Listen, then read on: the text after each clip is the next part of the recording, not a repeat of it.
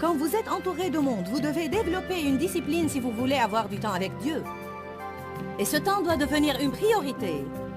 Car vous recevrez un coup de fil, on vous engagera dans une conversation et ça va vous distraire. Restez avec nous dans Jouissez de votre vie.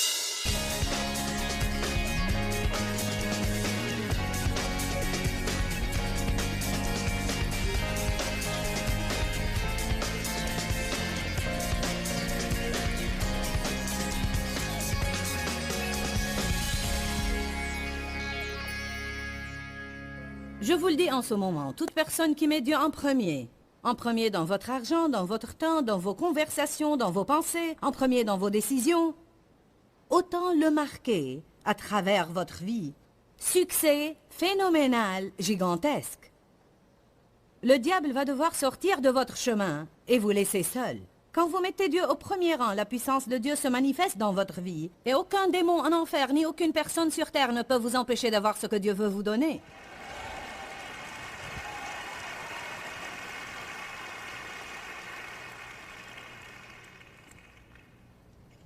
Je me tiens ici ce soir, non pas parce que je suis spéciale, mais parce qu'en réalité, ma vie était dans le pire chambardement qui soit. J'avais une mauvaise attitude, j'avais une grande bouche. Je ne pouvais pas avoir de pensée positive à la suite. Je n'aimais personne et personne ne m'aimait. J'ai subi des sévices dans mon enfance. J'étais pleine d'amertume, rancunière, implacable. J'avais déjà eu un mauvais mariage qui m'a aigri encore plus.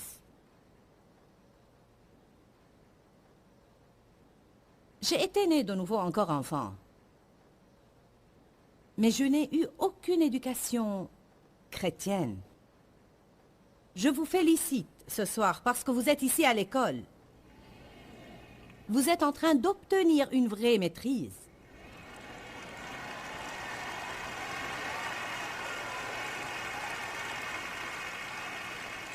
Ici encore, ceux qui regardent la télé ou là dans l'audience, si vous avez une bonne éducation, croyez-moi, je n'essaye pas du tout de vous offenser. Je pense que c'est merveilleux. De temps à autre, je souhaite savoir et comprendre plus que je ne sais et comprends. Je sens que je dois également vous dire que ça ne vous rend pas meilleur que qui que ce soit. Dieu peut oindre quelqu'un pour accomplir quelque chose d'encore plus grand que ce que vous avez appris à l'école. Votre assurance doit encore être en Dieu. Il doit toujours être en premier dans votre vie. Sans lui, vous n'êtes rien, et sans lui, vous ne pouvez rien faire. Soyez éduqués, mais n'y placez pas votre assurance. Certains sont si futés qu'ils ne peuvent pas croire en Jésus. Ils sont tellement intellectuels qu'ils ne peuvent pas croire la simplicité de l'Évangile, parce que pour eux, elle n'est pas censée. Jésus même, et je le sais, parce que la Bible me l'a dit. La personne vraiment futée dit « Oh, quel boniment, quelle sottise !» La personne qui est comme un enfant dit « Oui, je le crois !»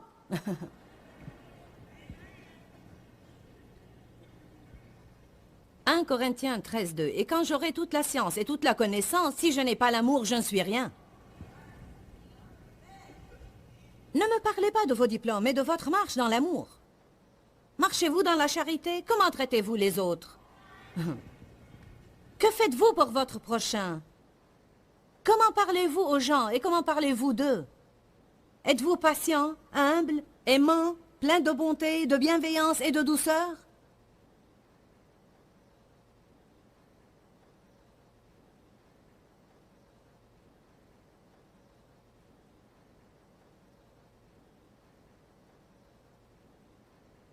Beaucoup échouent leur chrétienté parce qu'ils ne s'instruisent pas et ne cherchent pas à savoir comment être des chrétiens victorieux. Je le crois de tout mon cœur. Il y en a beaucoup dans cette ville ce soir, à qui Dieu a parlé dans leur cœur d'être ici. Mais ils ont plus important à faire. Ils resteront spirituellement illettrés. Non pas parce qu'ils ne sont pas venus à ma conférence, je ne veux pas dire ça, mais je parle des personnes qui ne prennent pas le temps. Il y a un investissement à faire. Ah oui, personnellement, j'ai une très belle vie. Je vis toutes les promesses. Je ne suis pas toute seule dans le désert à errer comme un oiseau de proie. Je suis entrée dans la terre promise. Amen. Je n'y suis plus à tourner autour de ces montagnes stupides encore et encore et encore. Il y a vraiment une terre promise. Je l'ai franchie et j'y suis. Je peux vous dire que ça marche. Je l'ai et croyez-moi, je suis très heureuse. J'ai la paix et la joie. Je suis en forme. Je suis en forme la plupart du temps. J'ai mes ennuis comme tout le monde, mais je me sens bien la plupart du temps. On peut tous constater qu'à chaque année que je vis, je parais plus jeune.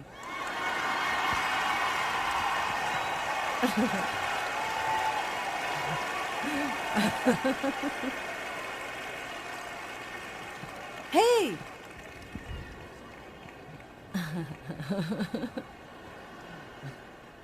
Un peu de technologie moderne fait du bien aussi.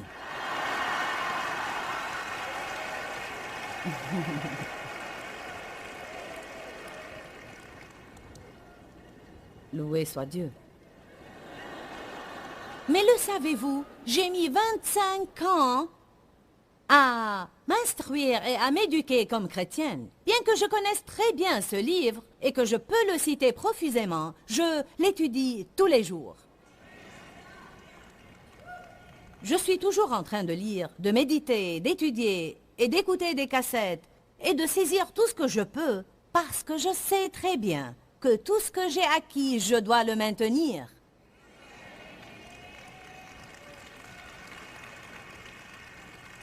Vous ne pouvez pas croire que vous êtes arrivé et vous permettre de vous assoupir. Et gravir les échelons de l'entreprise vers le succès, c'est ce qui est au premier rang pour beaucoup. Certains graviront tous les échelons pour découvrir que leur échelle est appuyée contre le mauvais bâtiment.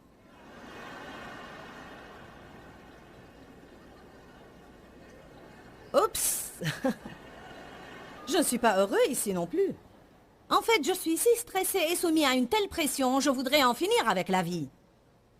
J'ai perdu ma famille. J'ai été mariée 4 fois, ceci et cela et autre chose. Mais je suis le chef de l'entreprise.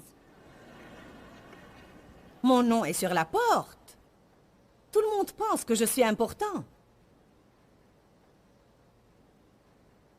Ils sont loin de se douter qu'à l'intérieur, vous êtes en ruine. Vous pouvez afficher de belles apparences, mais à quoi ça ressemble quand vous dormez le soir?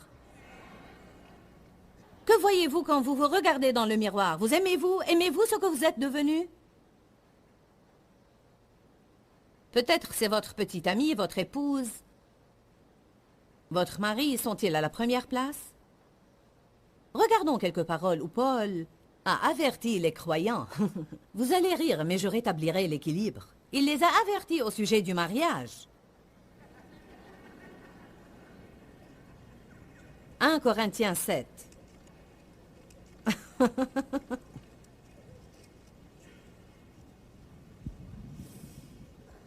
Évidemment que je suis pour le mariage. Ça fait 34 ans que je suis mariée.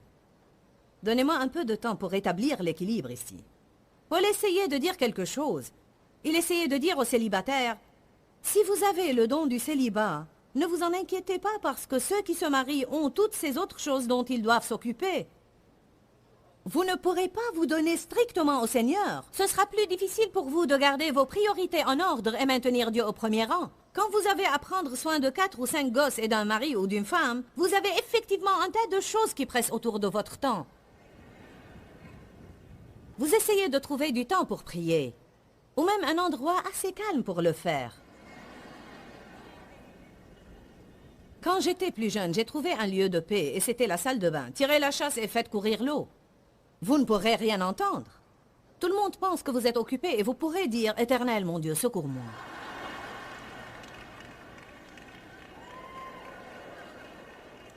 Je ne crois pas pouvoir laver encore un autre tas de couches sales, Éternel, tu dois m'aider. 1 Corinthiens 7, 1 et 2. En ce qui concerne les choses dont vous m'avez écrit, je pense qu'il est bon, et par cela, je veux dire avantageux, expédient, profitable et sain. Il est bon pour l'homme de ne point toucher de femme pour cohabiter avec elle, mais de rester célibataire. Toutefois, en raison de la tentation à l'impureté et pour éviter la débauche, que chacun ait sa femme et que chaque femme ait son mari.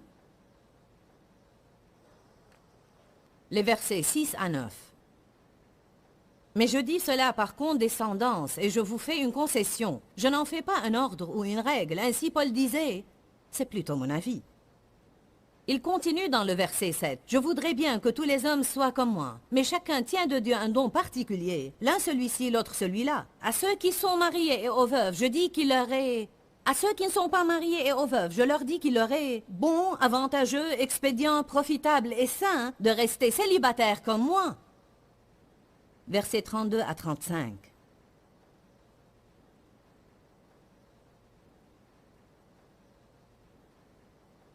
Or, je voudrais que vous soyez sans inquiétude et exempts de soucis. Celui qui n'est pas marié a souci des choses du Seigneur, mais celui qui est marié a souci de toutes les affaires du monde et des moyens de plaire à sa femme. Et il est partagé, attiré dans des directions divergentes. Ses intérêts sont divisés et il est distrait de sa dévotion à Dieu. De même, la femme sans mari et la jeune fille ont souci des affaires du Seigneur. Elle cherche à être consacrée, séparée et sainte de corps et d'esprit. Mais la femme mariée a souci des affaires du monde, des moyens de plaire à son mari. C'est correct de vouloir plaire à votre mari. C'est correct de prendre soin de votre femme et de passer du temps avec vos enfants. Je ne vous dis pas de ne pas vous marier, mais je trouve intéressant que Paul va à l'extrême ici jusqu'à dire « Écoutez, si vous ne pouvez pas être marié et garder Dieu en premier, alors mieux vaut ne pas se marier. »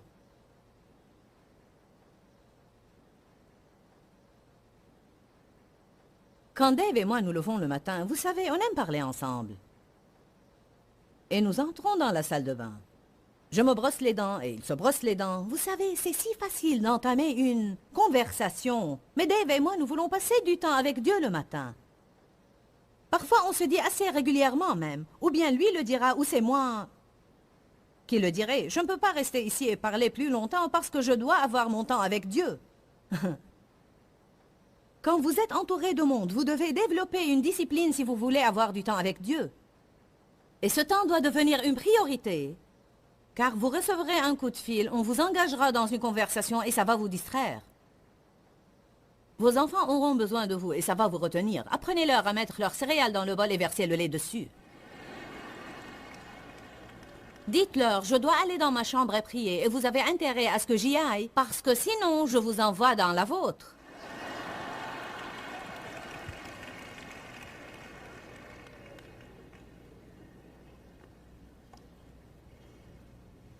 Es-tu occupé avec tes enfants tout le temps? Tu n'as pas une minute pour Dieu? Tu as tous ces enfants? Alors écoute-moi. Soudainement, un beau jour, ils seront tous grands et partis.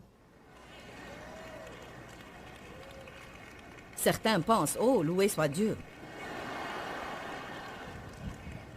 Je n'ai pas ce problème du nid vide. J'étais personnellement heureuse quand mon dernier est parti. Vous dites quel genre de mère es-tu? Une bonne mère. J'ai élevé mes enfants et j'ai voulu un peu de paix. Sérieusement, vous voulez vous investir dans vos enfants, mais vous ne pouvez pas vivre rien que pour eux. Parce qu'un beau jour, ils seront partis. Je pense que ces jours-ci, on laisse parfois les mômes en faire trop, de sorte qu'on est continuellement occupé à gérer un service de taxi pour les amener partout où ils doivent aller. Il y a quelques années, les gens ne faisaient pas tout ce que nos petits pensent qu'ils doivent faire aujourd'hui. Souvent, ce processus de courir partout ne vous laisse pas de temps pour Dieu. Et si vous n'investissez pas du temps pour Dieu, rien ne marchera plus. Êtes-vous en train de bâtir ou de décorer une maison et ça vous garde occupé? Gardez ça aussi dans des limites appropriées. Je connais un homme qui est divorcé et ne sert plus Dieu depuis longtemps. Cet homme aidait dans le ministère de l'hôtel dans mes conférences. L'une des raisons principales pour lesquelles il a récidivé est car il avait commencé à bâtir sa maison et tous les dimanches il travaillait dans cette maison au lieu d'être à l'église. Et subtilement et graduellement, peu à peu, il s'éloignait de plus en plus de Dieu. Laissez-moi vous dire quelque chose. Satan emploiera tout ce qu'il peut pour vous entraîner loin de Dieu et vous garder hors de l'église et hors de la communauté des croyants.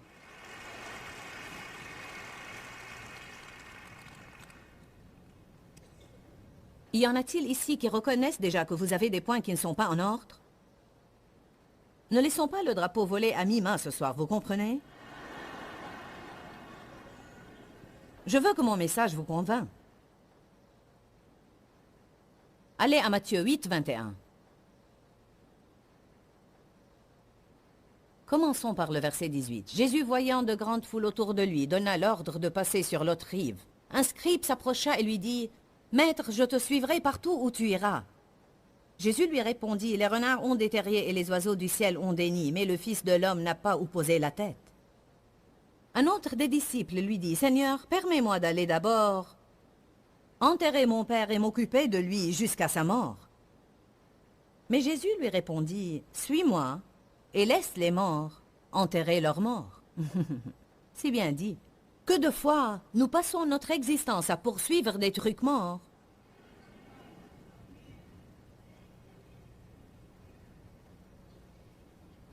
Au lieu de rechercher la seule chose qui peut nous donner la vraie vie. Il y a toujours quelque chose qui peut être premier. Il a dit, je veux d'abord enterrer mon père.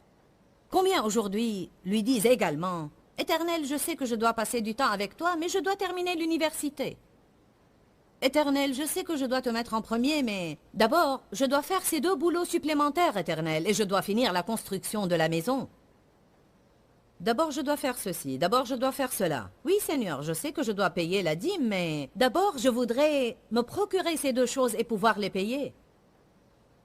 Je sais que je dois passer plus de temps avec ma famille, mais d'abord, je dois faire ce boulot supplémentaire pour pouvoir payer cette belle voiture que j'ai achetée. Mettez en premier les choses de premier rang. Ce qui doit être premier en tout, c'est Jésus. On peut toujours trouver de quoi s'occuper en premier. Ésaïe 44, 6 dit, « C'est moi le premier, c'est moi le dernier, en dehors de moi, pas de Dieu. » Je veux le redire lentement et je veux que vous le saisissiez. C'est moi le premier, c'est moi le dernier. En dehors de moi, pas de Dieu. 1 Jean 5, verset 21. 1 Jean 5, 21 dit, « Petits enfants, gardez-vous des idoles, des faux dieux. » La version amplifiée dit, « Gardez-vous de quoi que ce soit, et de tout ce qui usurperait dans votre cœur la place qui n'appartient qu'à Dieu, et de toutes sortes de substituts pour lui, qui occuperait le premier rang dans votre vie. » Oula! Quand j'ai lu ça, je me suis arrêtée. Je n'avais plus lu ce verset depuis longtemps et Dieu m'a mis sur le cœur de faire cette série.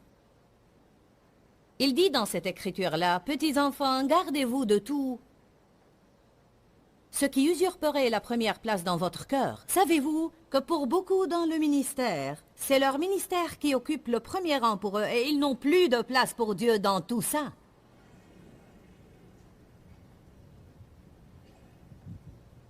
Le ministère vous garde très occupé. Quand vous y êtes, il y a toujours quelqu'un qui a une urgence. Il y a toujours un besoin. Il y a toujours quelque chose d'autre dont vous devez vous occuper. Un article en plus que vous devez écrire, un livre en plus que vous devez finir, un engagement de prêche en plus que vous devez prendre, une personne de plus à laquelle vous devez parler. On peut être bien fier de soi parce qu'on travaille pour le Seigneur, pourtant on ne passe aucun temps avec Dieu. Allons donc. Ne pensez pas que vous pouvez vous le permettre car vous avez un titre devant votre nom.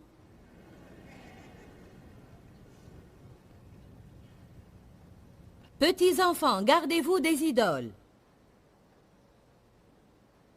De quoi que ce soit et de tout ce qui usurperait dans votre cœur la place qui n'appartient qu'à Dieu et de toutes sortes de substituts pour lui qui occuperaient le premier rang dans votre vie. Dans Jacques 4, Dieu a dit aux gens qu'ils avaient une liaison amoureuse avec le monde et qu'il était jaloux. Parlons des idoles pour quelques instants, parce que souvent, lorsqu'on parle des idoles, on pense automatiquement « ça ne me concerne pas, je ne me prosterne devant aucune idole ». Peut-être que vous le faites, peut-être pas. Une idole est tout ce qui prend ou usurpe la place de Dieu dans notre vie. Une idole peut être une personne, ça peut être une chose, ça peut être un travail, ça peut être une éducation. Obtenir un diplôme peut devenir une idole pour quelqu'un. Ça devient la chose la plus importante pour eux dans leur vie. Leur tout est de l'obtenir. Bien, qu'est-ce qui est important pour vous? Et évidemment, c'est un fait, l'instruction chrétienne est importante pour ceux de vous qui sont ici ce soir. Mais ça pourrait être encore plus important. Il y a des millions de personnes qui regardent à travers la télé. Quand ce programme est diffusé, peut-être que Dieu est quelque part là, bien bas sur la liste. Un bon nombre de gens veulent juste assez de Dieu pour rester hors de l'enfer, mais pas assez pour vivre dans la victoire. Jésus n'est pas un contrat d'assurance contre le feu.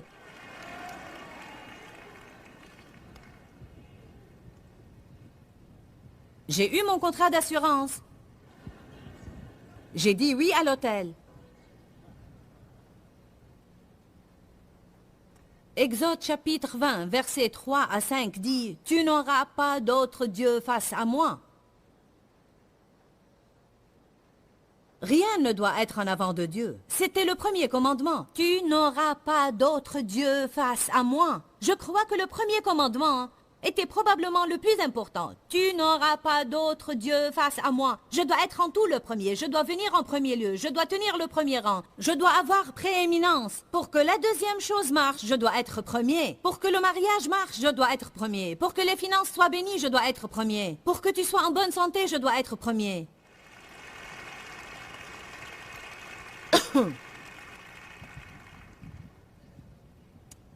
Qu'est-ce qui se produirait si chaque chrétien, tous ceux qui se nomment chrétiens, mettaient Dieu en premier?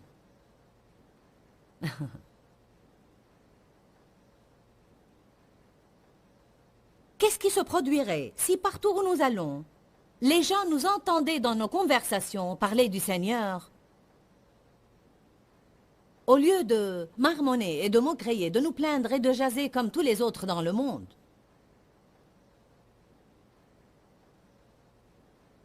Qu'est-ce qui arriverait si chaque croyant disait non aux choses qui sont mauvaises et oui aux bonnes choses? Si chaque croyant se spécialisait dans la charité et commençait vraiment à traiter les gens comme Jésus les traiterait? Wouhou! Ce serait merveilleux. C'est faisable. Bien, aujourd'hui, nous avons parlé de l'importance de mettre les choses primordiales au premier rang. Nous avons parlé des priorités et nous savons tous comme c'est important. Pour être franche, je pense que lorsque nos vies sont en bouleversement, la majeure partie du temps, c'est parce que nous ne gardons pas les choses essentielles au premier rang dans notre vie. Savez-vous que c'est facile de mettre au premier rang quelque chose qui n'a vraiment aucune importance? C'est très facile. Et donc, une des choses que nous devons faire régulièrement est d'examiner nos priorités. Dis-leur que je les aime. Dans ce livret, Joyce Meyer donne une révélation de l'amour de Dieu pour nous. Pour obtenir ce livret gratuitement, écrivez-nous à Joyce Meyer, boîte postale 40095-6300, Larnaca, Chypre. Ou bien visitez notre site web www.joycemeyer.org/fr.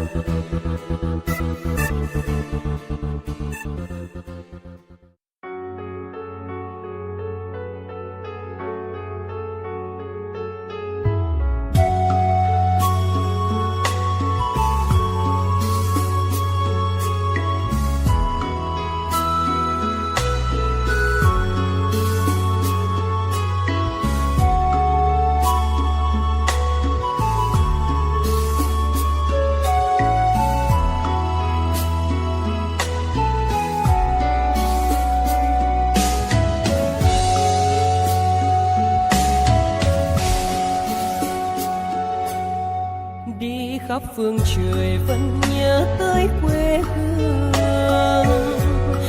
người về đây thăm làng trù quê mẹ và làng sen quê cha, xúc động bồi hồi người rơi giọt lệ, thương mái nhà tranh thương đất mẹ nghèo, đi suốt cuộc đời mới được thăm.